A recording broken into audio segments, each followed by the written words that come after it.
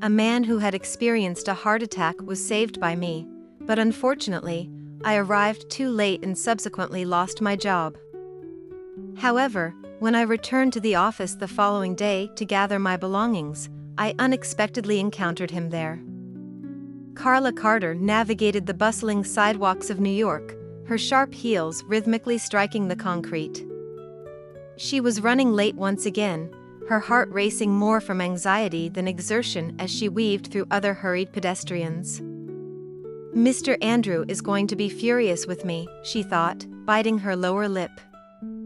Her boss was notorious for his lack of tolerance for lateness, and Carla was acutely aware that her history of minor delays was testing his patience. The cold wind whipped against her face while the cacophony of city traffic reverberated around her. Yet, as she passed a quaint coffee shop on the corner of Fifth Avenue, she paused momentarily, her stomach growled, and the memory of having skipped breakfast became increasingly difficult to ignore. "I can't afford that today," she murmured to herself, gazing longingly at the inviting entrance of the cafe. Nevertheless, her feet betrayed her, propelling her inside. "Without caffeine, I won't make it through the day," she concluded. "The usual, Linda, and quickly, please," she called out to the familiar waitress who had memorized her order.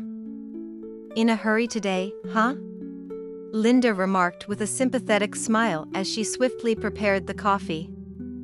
Carla merely nodded, her mind racing with thoughts of how to address Mr. Andrew to mitigate the situation. "Mr. Andrew, I apologize. The traffic was dreadful," she rehearsed internally, but quickly dismissed the idea. Linda's voice interrupted her frantic thoughts. "Here you go, dear, it's on the house today. You look like you could use it." "Thank you, Linda," Carla replied gratefully, hurrying out while sipping the 2 cups of hot coffee. Back on the streets, the familiar chaos of New York enveloped her, with crowds moving briskly, oblivious to their surroundings. Amidst a flurry of apologies and quick maneuvers through the throng, she found herself mentally rehearsing the excuses she would offer Andrew. Perhaps if I explain that suddenly, something ahead interrupted her thoughts. She spotted a well-dressed man. A well-dressed man in a dark suit caught her attention as he walked with an unusual gait, appearing to stagger. His face bore an expression of profound confusion and panic. He paused, leaning against the wall of a nearby building, his complexion as pale as a sheet of paper. Carla experienced a tightening sensation in her chest, her instincts kicking in. "He is unwell," she thought, and her feet instinctively altered their course before her mind could intervene. The surrounding crowd remained oblivious, each person absorbed in their own hurried lives. She quickened her steps toward him, feeling both hesitant and resolute. "Sir," she called out, her voice quivering, "are you all right?" The man slowly lifted his gaze to her, yet it seemed as though he did not truly register her presence. He mumbled something incoherent before his knees buckled, and he began to fall. "Oh my God!" Carla exclaimed, rushing forward to catch him. Her slender arm struggled to soften his descent as she gently lowered him to the ground, ensuring his head did not strike the pavement. The man appeared pale and sweaty, his breathing erratic, and a wave of panic surged within her. "Someone needs to help," she called out, scanning the area, but all she could see were curious yet indifferent faces. "Please, someone call an ambulance," she shouted, but no one moved. They merely observed from a distance, as if watching a scene unfold on television. Carla's stomach churned, and with trembling hands, she retrieved her phone and dialed 911. "911, what's your emergency?" The operator answered with a calm professionalism that made Carla's throat constrict. "A man has passed out, he's unconscious," she replied quickly, striving to maintain her composure. "He's breathing, but just barely. Please send an ambulance." After providing the location with a shaky voice, Carla knelt beside the man, attempting to offer him comfort with words she hoped he could hear. "It's going to be all right, hold on, the ambulance is on its way." Despite her trembling voice, a flicker of hope emerged from within her. Time seemed to stretch as she waited, the distant sound of sirens gradually approaching, bringing a sense of relief. Soon, paramedics arrived, moving with a sense of efficiency and calm, taking charge of the situation. "Good job, miss," one of the paramedics acknowledged her efforts. Carla suddenly asked, "Can I accompany him?" without fully considering her words. An inner force urged her to remain by the man's side. The paramedic hesitated momentarily, but upon observing the resolve in her expression, he nodded in agreement. Inside the ambulance, the atmosphere was frantic and urgent as the paramedics worked diligently, connecting the man to various machines and administering necessary medications. Carla remained transfixed, unable to divert her gaze from his face, pondering his identity and the circumstances that had led him to this critical condition. A peculiar sensation enveloped her, as if her life were on the cusp of transformation due to this unforeseen encounter. Upon their arrival at the hospital, the man, identified as James, was swiftly taken to the emergency room, vanishing behind the double doors. Carla paused for a moment, feeling the weight of the past few hours pressing down on her. Everything had transpired so rapidly, and now she found herself alone in a hospital, with a stranger teetering between life and death. When she finally glanced at her watch, her heart sank. She was 3 hours late for work. With a heavy sigh and a weary body, Carla realized that returning to the office would mean confronting Mr. Andrew, who would likely dismiss her explanations. She inhaled deeply, attempting to formulate a plausible excuse, yet a deeper concern gnawed at her. Had she made the right decision? With that question reverberating in her mind, she made her way toward the hospital exit, her heart laden and her life poised for an unpredictable change. The sound of Carla's heels resonated through the hospital lobby as she hurried toward the exit, her heart feeling burdened. She believed she had acted rightly by assisting the man, but now she was prepared to face the repercussions. With a resigned sigh, she called for a taxi and, during the ride, contemplated how she would address Mr. Andrew. No excuse seemed adequate. Upon her arrival at the office, Amy, the secretary, rushed to her side, visibly anxious. "Carla, where have you been?" "Mr. Andrew is furious," she whispered nervously. Carla barely had a moment to respond before Amy continued, "He's waiting for you." "It's going to be difficult." Carla nodded, attempting to mentally brace herself as she approached her boss's office door, acutely aware of the burden of her 3-hour tardiness. Taking a deep breath, she knocked. "Come in," came Mr. Andrew's harsh voice from within. As she opened the door, the atmosphere felt oppressive. Andrew sat behind his desk, his gaze fixed on her, barely concealing his anger. 3 hours, Miss Carter," he stated, arms crossed. "That's 3 hours late on a crucial day." "I understand, Mr. Andrew," Carla replied, swallowing hard, aware that her explanation might sound like an excuse. "I saved a man's life today.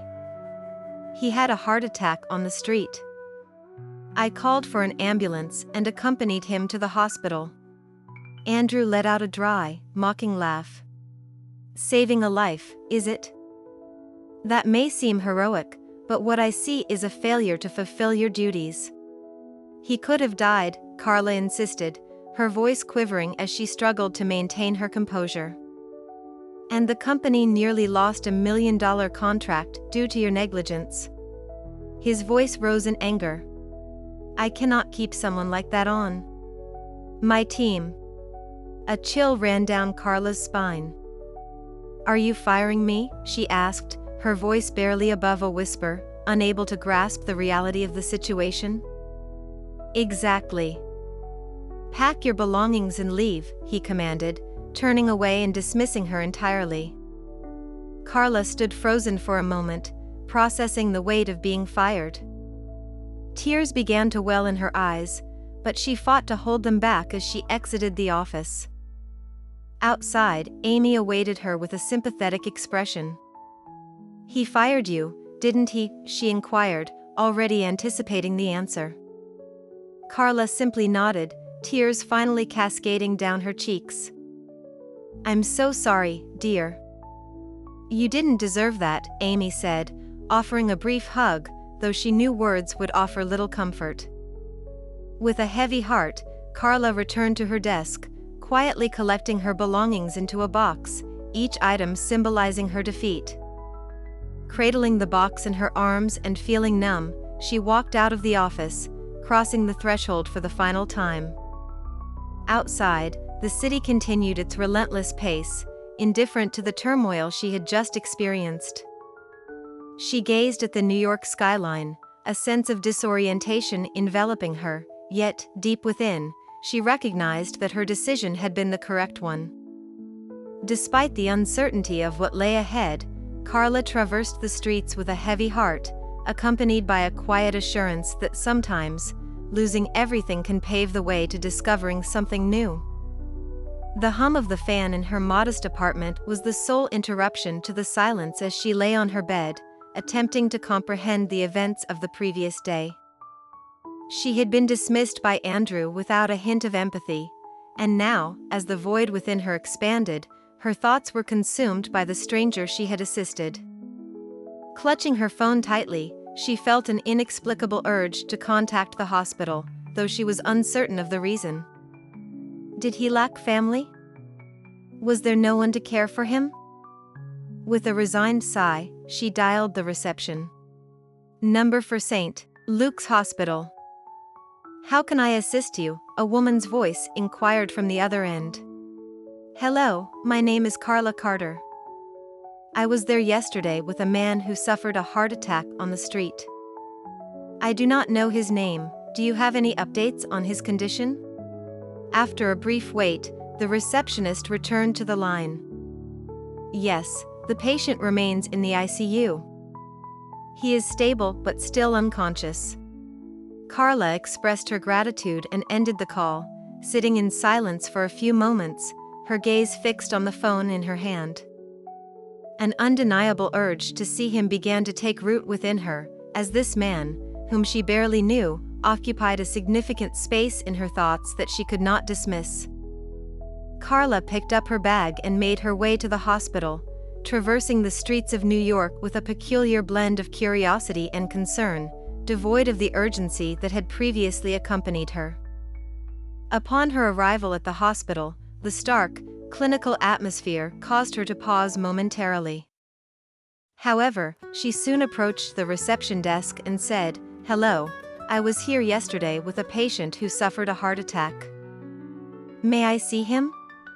The words surprised her, reflecting a decision she had not fully anticipated.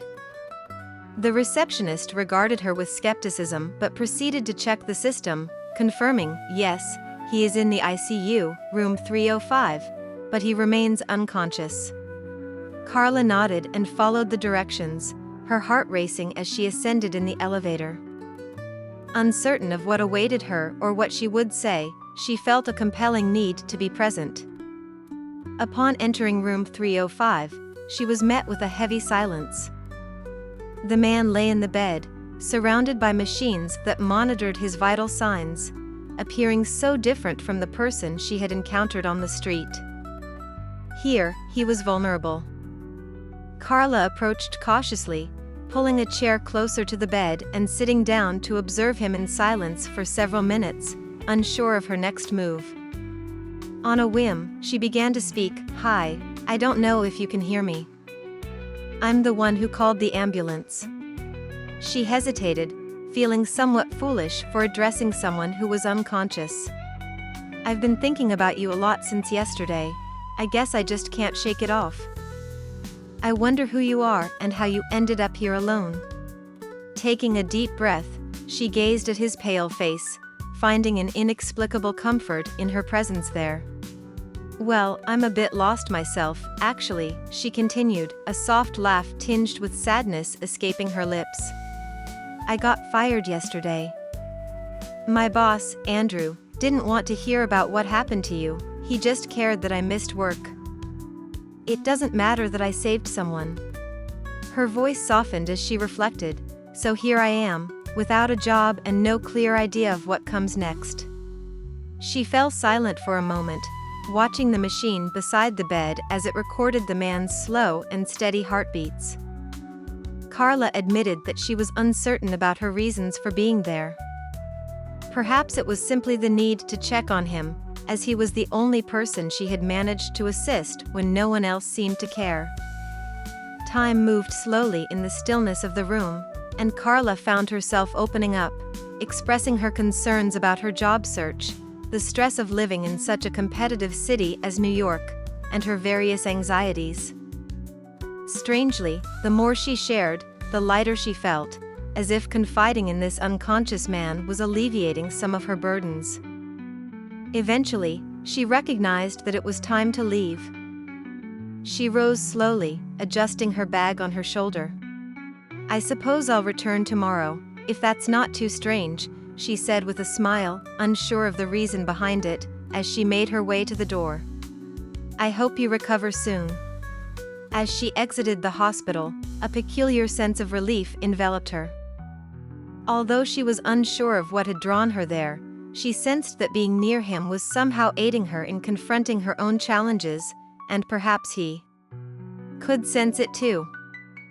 That night, as she lay in bed, thoughts of him filled her mind, how he lay alone in that room, surrounded solely by machines and monitors. A compelling urge in her heart prompted her to return the following day, and she resolved to do so. Carla's visits to the hospital evolved into a routine, providing an odd sense of comfort amidst the turmoil of her life. Each morning, she entered room 305, took her seat beside James Collins, and began to converse. His unconscious state made him the ideal listener, silent and non-judgmental. His mere presence offered Carla a peace she could not articulate. However, that morning felt different. An unsettling pressure gripped her chest, and the reality of her circumstances loomed over her with an overwhelming intensity. She understood that this could potentially be her final day in New York. Carla entered the room with her usual slowness, her gaze fixed on James, whose still form was encircled by machines that diligently monitored his vital signs. Each heartbeat was captured by the unwavering monitor, yet he remained frail. She drew a chair closer to the bed and settled into it, inhaling deeply. Hello, James, she spoke softly, her voice laden with emotion. I believe today will be my final visit. The silence enveloping the room felt particularly heavy that day. Her words seemed to carry an immense weight as they escaped her lips. For weeks, she had shared her fears, frustrations, and the sense of being adrift since losing her job, but today felt distinctly final. I have tried everything, interviews, networking, but nothing has come to fruition. She sighed, her eyes resting on his unmoving hands. I think I will have to leave New York. I can no longer afford the rent. She paused, feeling a tightening knot in her throat. I never wanted it to end this way. I always believed that somehow things would turn around, but the city has been relentless. Carla reached out, almost instinctively grasping James's hand. It was the first time she had done so, and she was taken aback by the warmth of his living hand. In that moment, a sense of calm washed over her, as if this simple act signified the conclusion of a chapter she had not realized she needed to close. I truly hope you will be all right, her voice quivered slightly. Even though I do not know you well, you have helped me navigate these difficult days. I just wanted to express my gratitude. She gradually released his hand, feeling the heaviness of farewell. Standing up, she adjusted her bag on her shoulder and cast one last glance at the man who had unknowingly served as her anchor during turbulent times. Goodbye, James." With those words, Carla exited the room, her footsteps reverberating through the hospital corridors. Deep down, she recognized that her decision to leave New York was the right one, yet a part of her heart ached, as if she were leaving something significant behind. As the door closed, James's fingers twitched slightly, the first indication of life since the heart attack. Room 305 was enveloped in silence, interrupted only by the steady beeping of machines that were monitoring James Collins's heartbeat. He had remained there for weeks, motionless and unconscious, caught in a liminal state between life and death. Room 305 was enveloped in silence, interrupted only by the rhythmic beeping of machines monitoring James Collins's heartbeat. He had remained there for weeks, motionless and unconscious, caught in a precarious balance between life and death. However, that morning marked a change. James's fingers twitched slightly, and his heavy eyelids began to part slowly. The harsh fluorescent light of the room momentarily blinded him, rendering everything around him indistinct. He attempted to move, but his body felt weak, every muscle aching and stiff. The steady sound of the heart monitor resonated in his ears, and it was at that moment he comprehended his surroundings, a hospital. What had transpired? He struggled to recall, but his thoughts were clouded, with fragments of memory flickering in and out of focus. He shut his eyes again, seeking clarity amidst the confusion. In the midst of this turmoil, a gentle voice resonated in his mind, offering comfort and familiarity, though he could not place its owner. He had heard that voice repeatedly while trapped in the liminal space between coma and awareness. She had shared her own pain, her struggles, and the wreckage of her life. James concentrated on the voice, the woman who had accompanied him through this ordeal. Who was she? Suddenly, a vague memory surfaced, a sensation of someone holding his hand. He could not recall her name, but he recognized that her voice had anchored him, as if her words had somehow guided him back toward life. With great effort, he attempted to speak, but his throat felt parched and raw. A light cough escaped him, sufficient to attract the attention of a nurse passing by in the corridor. "Oh my God," the nurse exclaimed upon realizing James was awake. "You're conscious." She hurried to his side, checking his vital signs as he blinked, trying to regain his focus. Where am I?" he murmured with difficulty. "You are at St. Luke's Hospital," the nurse replied, her smile reflecting her relief at his awakening. "You suffered a heart attack. We have been caring for you ever since." "Oh my God, you're awake." "I'll call the doctor." James nodded slightly in response. Despite his preoccupation with other matters, he felt compelled to learn more about the woman. As the nurse exited to summon the doctor, he endeavored to muster the clarity of thought he needed. Who was she, the one who had remained by his side throughout this ordeal? More importantly, why did he feel an urgent need to see her? Moments later, the doctor entered the room, a smile illuminating his face upon noticing that James had regained consciousness. "Mr. Collins, it is a miracle to see you awake," he remarked. "You were in a very critical condition." James struggled to prop himself up in bed. "How long have I been here?" he inquired, his voice still faint. "Almost 3 weeks," the doctor responded. "However, thanks to prompt medical intervention, you survived. What is crucial now is your recovery." James nodded, processing the information, yet one question persisted in his mind. "Who helped me?" he finally asked. "I remember her voice." "Was she with me?" The doctor regarded him with interest. "Yes," he confirmed. "A woman brought you here on the day of your heart attack. She accompanied the ambulance and waited for updates for hours." He paused briefly. "Since then, she has visited you every day?" A peculiar blend of gratitude and urgency washed over James. "Is she still here?" he inquired, attempting to suppress his fatigue. "I don't believe so," the doctor replied, somewhat taken aback by the question. "She came this morning but said her goodbyes, indicating she had to leave the city." A sense of tightness gripped James's chest. She had departed without allowing him the opportunity to express his thanks. Suddenly, panic surged within him. He needed to find her, to understand who she was. "Please," he implored, battling the lingering weakness in his body. "I must know who she is, where she lives, how to reach her." The doctor regarded him with a serious yet empathetic expression. "She left her name and some contact details with the hospital. Her name is Carla Carter. We can attempt to locate her." The name Carla resonated in James's thoughts. This woman, whom he scarcely knew, had spent countless hours by his side, conversing with him while he hovered between life and death. He felt an urgent need to locate her, to comprehend her motivations for her actions. "I must find her," James declared with renewed determination, "before she departs." A few hours later, following the diligent efforts of the hospital staff and several phone calls, they finally discovered Carla's whereabouts.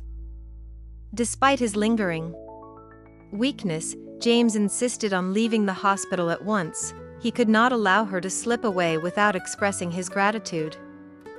As he sat in the car, still burdened by the remnants of his recovery, James observed the streets of New York blur past the window. The bustling city stood in stark contrast to the tranquility he had experienced in recent weeks. Each passing second felt interminable until the vehicle finally halted in front of a modest apartment building. Taking a deep breath, James felt his heart race, driven more by anxiety than by his physical state. Upon exiting the car, he spotted Carla emerging with a box in her hands, preparing to enter a taxi. His heart constricted at the sight. "Carla," he called out, his voice hoarse yet loud enough to reach her. Carla paused mid-motion, her eyes widening in astonishment as she turned slowly, recognition dawning on her face. "James," she whispered in disbelief, nearly dropping the box she held. He stepped closer, his gaze locked onto hers. "I heard you," he said, offering a faint smile. "Your voice, you saved me." Carla stood frozen, astonished, as his words echoed in her mind. She was at a loss for words, her heart racing with a mix of surprise and emotion. I was uncertain whether she attempted to speak, but the emotion was too overwhelming for her. "I acted as anyone would," James stepped forward, struggling yet resolute. "You did far more than that, you granted me a second chance, and now I wish to extend one to you as well." He retrieved an envelope from his pocket and handed it to her. "What is this?" Carla inquired, perplexed. "A job offer. I am James Collins, director of Collins Industries, and I would like you to join my team." Carla gazed at the envelope, still in disbelief over the unfolding events. This unexpected meeting would alter the course of her life forever. Carla continued to observe the office, attempting to comprehend the situation. The sophisticated environment mirrored James Collins' power and influence, leaving her feeling somewhat out of place. Yet, there was a reassuring quality in his gaze that made the entire scenario less daunting. "I am at a loss for words," Carla admitted, struggling to articulate her thoughts. Everything had transpired so rapidly. "There is no need to hurry," James replied with a gentle smile. He appeared at ease, though remnants of fatigue lingered on his face. "I want you to understand that this offer is genuine. My motivation is not solely gratitude.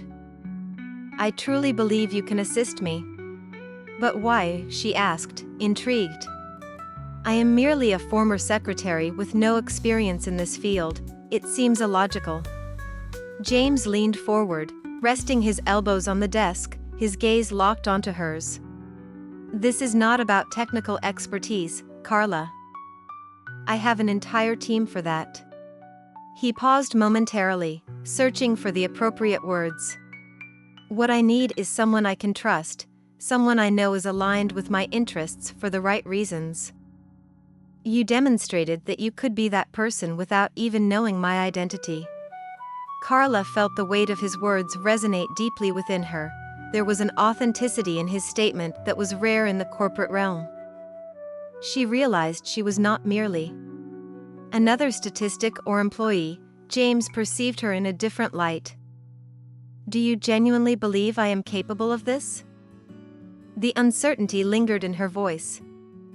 I have complete confidence in you, James replied without a moment's pause. Throughout my time in that hospital, even in my unconscious state, I sensed your presence beside me. Your voice and your words provided me with the strength to persevere. You possess qualities that cannot be acquired through formal education or corporate training. You embody compassion and courage, which are truly rare, Carla. She blinked, taken aback by the fervor of his statement, as if he had an innate understanding of her, despite their limited shared experiences. I have my doubts, Carla admitted, taking a deep breath. I merely acted as anyone else would have. No, most individuals would have moved on, he countered, his tone both firm and gentle. You chose to remain. However, Carla's gaze fell upon the contract in her hands, the gravity of her decision weighing heavily upon her. This was not merely a job, it represented a chance to reinvent herself, to push her boundaries, and to step beyond a comfort zone she had not even recognized. Yet, it also signified a venture into uncertainty.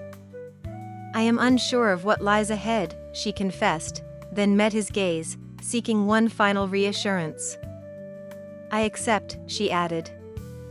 The smile that spread across James's face was genuine, almost one of relief. He extended his hand to her in a symbolic gesture, and Carla grasped it firmly. Welcome to Collins Industries, he declared. As they released each other's hands, Carla sensed a shift within her. It felt as though a new chapter in her life was commencing, one she had never envisioned. Days passed at a different rhythm for Carla since she began her role with James. She immersed herself in her new position, rapidly acquiring knowledge about the corporate landscape and Collins Industries, surpassing her own expectations. What once appeared daunting gradually became second nature. The routine that had previously involved fetching coffee for her superior and managing endless paperwork was now replaced by meetings, strategic decisions, and greater challenges. With James by her side, everything felt more manageable. There was an undeniable quality about James that instilled a sense of security in her. He was not merely her superior, he had evolved into a mentor, someone who imparted wisdom. A mentor who guided her with patience, elucidating the more intricate elements of the business, was always willing to listen to her viewpoints. Even during the most stressful moments, he exuded a calmness that fostered confidence. One evening, after an exhaustive day at work, the two remained in the office late, deliberating over a significant contract with investors. Upon concluding their discussion, James proposed that they order dinner and take a moment to relax right there. Carla, fatigued yet pleased with their progress, concurred. You are performing exceptionally well, James remarked as he settled onto the couch with the food. It hardly seems like you just started. I suppose I had an excellent instructor, Carla replied with a smile, reaching for a slice of pizza. A comfortable silence enveloped them, punctuated only by the distant sounds of the city below. Carla gazed out the office window, observing the lights of New York twinkling on the horizon. Everything felt so transformed now. She recalled how just weeks prior, she had been on the verge of leaving the city, devoid of a job and hope. Yet here she was, sharing laughter with James over a successful presentation. You know, James began, setting the pizza box aside and turning to face her, I never anticipated our lives would intertwine in this manner. Carla regarded him with curiosity. What do you mean? James inhaled deeply, as if carefully selecting his words. When I encountered you on that street before everything changed, I was at a very low point in my life. I had become so engrossed in work and business that I lost sight of the importance of connecting with others. He paused, glancing down at his hands. Then I collapsed, and you were there. Even without knowing me, you chose not to leave. That altered everything for me. Carla remained silent, contemplating the significance of his words. She had never realized that her actions that day would resonate so deeply. When I awoke in the hospital and learned that you had stayed by my side all that time, without expecting anything in return, I understood that I had been living in a way that lacked meaning. He gazed into her eyes with a fervor that caused Carla's heart to race. You have shown me that goodness still exists and that people can act selflessly, even in a city as tumultuous as this. As a result, I began to perceive things in a new light. Carla offered a faint smile, uncertain of how to respond. This was a different James from the one she had come to know over the past few days. He appeared more open and vulnerable. I have never had anyone prompt me to pause and contemplate these matters, he continued. Until now, when Carla started to speak, but he raised his hand, as if anticipating her words. I understand it may seem as though I am idealizing you, but that is not my intention. He hesitated, his eyes darkening slightly as he struggled to articulate his thoughts.